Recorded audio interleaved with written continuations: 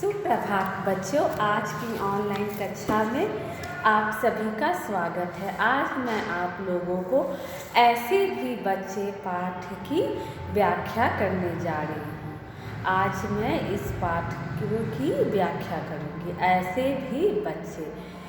बच्चों, ये कहानी उन बच्चों पे लिखी गई है जो झुग्गी बस्तियों में रहते हैं, कचरे चुनने का काम करते हैं, जिनके जीवन में सिर्फ खाना, कचरा चुनना और सोना इतना ही लिखा हुआ। लेकिन इन बच्चों के अंदर भी पढ़ने लिखने की चाहत है। तो ये कहानी उन बच्चों पे लिखी गई है जो पढ़ लिख नहीं पा रहे हैं, और वो क्यों नहीं पढ़ पा रहे हैं उनकी मजबूरी भी इस कहानी में दर्शाई गई है। लेकिन वे अपने आत्मविश्वास, वो अपने पढ़ने की ललक के कारण किसी न किसी तरीके से पढ़ाई करने में सफल हो जाते हैं। तो क्या क्या कठिनाइयाँ उनके जीवन में आई हैं, और इन कठिनाइयों को पार करते हुए भी ये गरीब बच्चे शिक्षा को पाने में सफल होते हैं। और ये कहानी नाट्य शैली यानी नाटक के रूप में लिखी गई है, इसीलिए हर एक व्यक्ति जो बोलता है उसका नाम लिखा हुआ आपको मिलेगा। एक सुबह कुछ विद्यार्थी अपने अपने कंधों पर बस्ते लटकाए स्कूल जा रहे थे, यानी बैग लटकाए हुए वे स्कूल जा रहे। उनके चेहरों पर उत्साह और प्रसन्नता थी, और ये बच्चे बहुत उत्साहित थे कि वो पढ़ाई लिखाई कर रहे और खुश भी थे। सर्दी के कारण उन्होंने ऊपर से नीचे तक ऊनी वस्त्र पहने हुए थे, यानी वे ऊनी कपड़े पहने थे क्योंकि ठंड का मौसम था। उसी सड़क पर कुछ अधनंगे बच्चे नंगे पांव, कंधे पर फटी बोरी टांगे, फटे पुराने कागजों के टुकड़े, इधर उधर बिखरी प्लास्टिक की गंदी थैलियाँ चुन रहे थे। उनके कुमलाहे मुख और परपराए होठ भूख व ठंड की कहानी कह रहे थे। स्कूल जाते बच्चों को ये सदा टकटकी लगाकर देखते थे। तो पिक्चर में भी, चित्र में भी आप देखेंगे, एक तरफ जो अच्छे घर के बच्चे हुए ठंड में पूरे कपड़े पहने हुए, दूसरी तरफ गरीब बच्चे फटे पुराने कपड़े पहने हैं और उनके पाँव में चप्पल जूते भी नहीं है, जो उनकी गरीबी की दशा को दर्शा रहे हैं।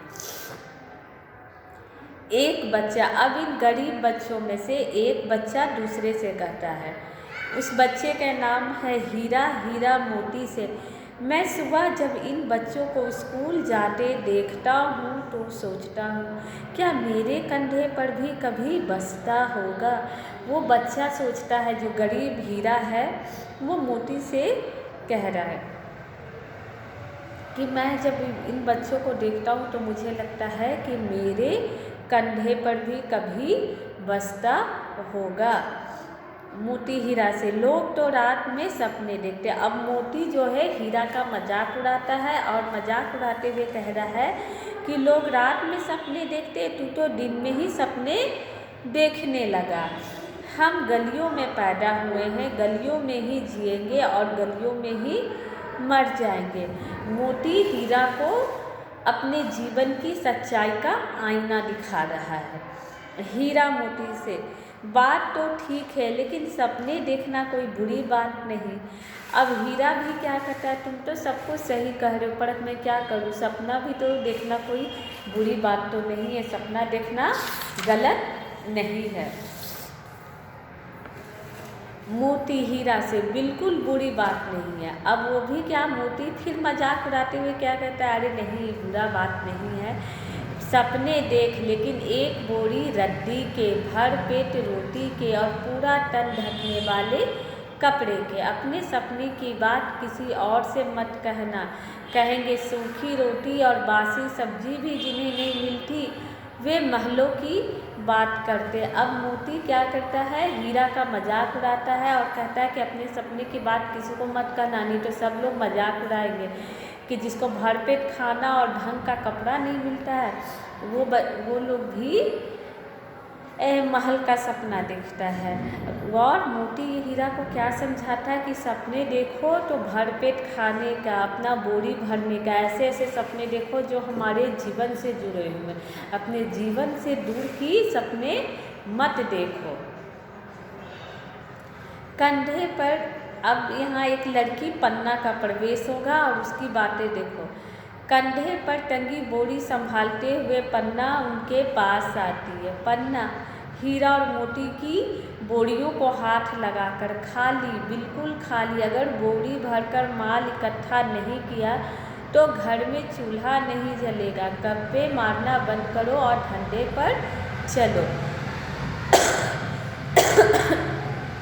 पन्ना हीरा और मोती की बोरी यानी जो बोरा ये लोग कचरा चुनने के लिए जमा रखते हैं पीठ पर, उसको हाथ से छूकर देखती है कि इन लोग की बोरा तो खाली है, बोरी जो है खाली है।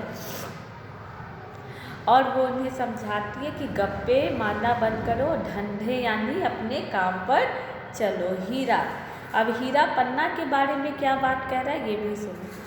यह पन्ना जब भी मिलेगी चूल्हे की ही बात करेगी, चूल्हे को छोड़कर कुछ और सोचती है पन्ना। अब पन्ना क्या कहती है, सोचती तो हूँ पर चूल्हा न जलने पर छोटे भाई बहनों को भूख से बिलखते नहीं देख सकती। उस दुर्घटना में जब से बापू मरा है तब से माँ ने खटिया पकड़ ली है। मेरी ही कमाई से घर में चूल्हा जलता है।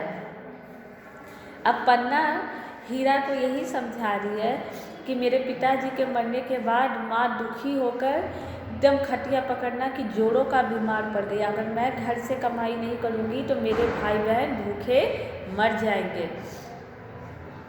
हीरा, हम गलियों के बच्चों के पास भूख, लाचारी और जिम्मेदारी है। मुझे तो ऐसा कोई दिन याद नहीं जब पेट भर के मनचाहा भोजन मिला हो।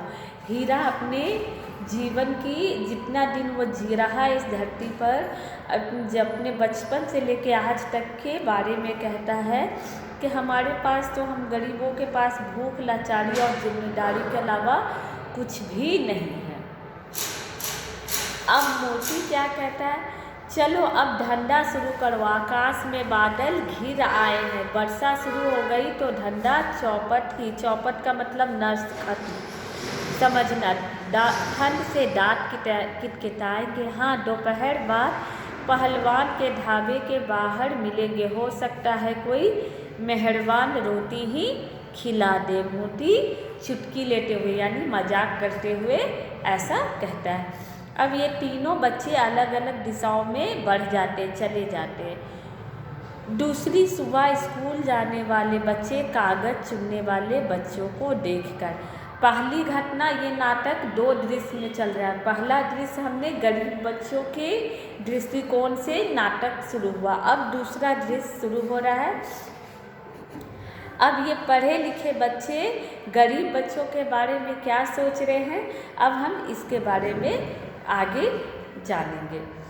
इसमें एक लड़की है अर्चना, निशांत और तुषार। अर्चना एक लड़की है, निशांत और तुषार 2 लड़के हैं। अब सबसे पहले अर्चना क्या कहती है उसको सुनो। अर्चना अपने साथियों से, जब मैं कड़कती ठंड में इन बच्चों को देखती हूँ तो लगता है इनका कोई बचपन नहीं है। गरीबी के कारण इन्हें बचपन में ही कमाने को मजबूर होना पड़ता है। हो सकता है ये बच्चे हमसे अधिक योग्य और बुद्धिमान हो। अर्चना अब इन बच्चों के बारे में बता रही है कि जब मैं इन बच्चों को देखती हूँ तो लगता है कि इनके पास तो कोई बचपन ही नहीं है, इन्हें तो बस जिम्मेदारी निभाना है और अपने पेट को भरना है। और वह ये भी सोचती है कि हो सकता है ये बच्चे हमसे अधिक योग्य यानी अधिक प्रतिभाशाली हों और अधिक बुद्धि वाले हों। निशांत को अर्चना का यह बात अच्छा नहीं लगता। वह खीज भरे स्वर में कहता है, सुबह सुबह बिना सिर पैर की बात शुरू कर देती है। जब देखो उनके बारे में सोचती है जिनसे हमारा कोई लेना देना नहीं है। निशांत गुस्से से अर्चना को ऐसा कह रहा है कि इन बच्चों के बारे में बेकार का सोचती है जिससे हमारा कोई लेना देना नहीं है। तुषार, ये बच्चे हैं हमारे जैसे बच्चे। अब तुषार क्या कहता है, अंतर केवल इतना है कि हमारे माता पिता हमारी ज़रूरतों को पूरा कर सकते हैं, इनके नहीं, इसीलिए इनके जीवन में दुख और अभावों का भंडार है। अब तुषार जो है निशांत को समझाता है कि ये बच्चे भी हमारे जैसे ही बच्चे, अंतर केवल है कि हमारे माता पिता हमारी ज़रूरतें पूरा करते हैं और इनके माता पिता नहीं, इसीलिए इनके जीवन में कमी है, अभाव है और जिम्मेदारियां हैं।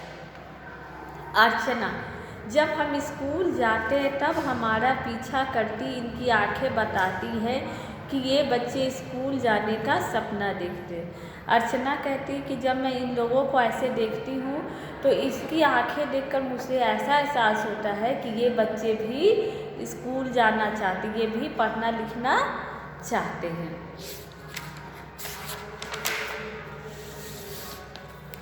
निशांत आपस में अच्छा पूछ कर देखते। अब निशांत जो पहले गुस्से में था बोला चलो आज इन बच्चों से बात करते हैं और पूछते हैं कि इनकी क्या इच्छा है। तुषार आवाज़ लगाकर सुनो बच्चों। तुषार जो है उन बच्चों को बुलाता है। हीरा, मोती और पन्ना उनके पास इकट्ठे हो जाते हैं। अर्चना उन बच्चों से, क्या तुम स्कूल जाओगे? बच्चे एक स्वर में बोलते हैं हाँ, हाँ नहीं। वो लोग कंफ्यूज है। हीरा अर्चना से, हीरा नाम का जो बच्चा है वो अर्चना से करता है, पर स्कूल जाएंगे तो कमाएंगे कैसे? अगर कमाएंगे नहीं तो खाएंगे क्या? नहीं, हम स्कूल नहीं जा सकते। पहले तो ये लोगों ने स्कूल जाने में हामी भर दी, फिर क्या कहा, नहीं जा सकते, क्योंकि अगर स्कूल चले जाएंगे तो हम कमाएंगे कैसे, और कमाएंगे नहीं तो खाएंगे क्या? पन्ना अर्चना से, यदि कमाई और पढ़ाई दोनों एक साथ हो तो हम स्कूल जा सकते। अब पन्ना जो है अर्चना को कहती है कि हम पढ़ाई भी कर सकते हैं और कमाई भी, तभी हम स्कूल जा पाएंगे। अर्चना संकेत से, मेरा घर वहाँ कोने में है, काम के बाद मेरे घर आना। अर्चना उन बच्चों को कहती है कि तुम लोग अपना काम ख़त्म करके मेरे घर कहाँ पर है, वो इशारे से बताती है कि वहाँ तुम लोग आ जाओ। शाम को वे तीनों अर्चना के घर के आंगन में इकट्ठे होते हैं। अर्चना का कॉलेज में पढ़ने वाला बड़ा भाई मनोज भी वहाँ है। मनोज उन बच्चों से, जो पढ़ना चाहते कल 4 बजे बस अड्डे के पास वाले कॉलेज के बाहर आ जाए, मैं वहीं मिलूँगा। अर्चना का बड़ा भाई मनोज इन बच्चों को पढ़ाने की जिम्मेदारी लेता है और कहता है कि तुम लोग 4 बजे बस अड्डे के पास मेरा कॉलेज है, वहीं बाहर में मुझे मिलना। कुछ समय बीता, वे बच्चे पढ़ना लिखना सीख गए। एक दिन हीरा ने पढ़ाई लिखाई की बात अपने पिता को बता दी। उसके पिता ने उसे डांटना शुरू कर दिया। बस्ती के लोग वहाँ इकट्ठे हो गए। मनोज भी वहाँ पहुँच गया। हीरा समझाने के स्वर में, जब से मैंने गिनना सीखा है बापू, तब से दुकानदार मुझे धोखा नहीं दे पाता। जितने माल का पहले 10 रुपये देते था, उतने के अब 20 रुपये देता है। हीरा जब अपने पिता को अपनी पढ़ाई लिखाई के बारे में बताता है तो उसके पिता बहुत गुस्सा होते हैं कि ये कमाई नहीं करेगा तो खिलाएगा क्या, और उसे पीटते हैं। इस पर हीरा अपनी बात रखता है कि जब से मैंने पढ़ना लिखना शुरू किया है, दुकानदार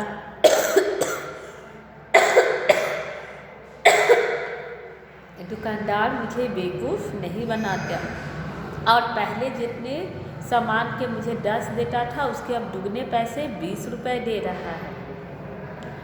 मनोज वहाँ खड़े लोगों से, यदि ये बच्चे थोड़ा पढ़े लिख लेंगे तो कोई इन्हें लूट नहीं पाएगा, कोई इन्हें बेवकूफ़ नहीं बना पाएगा।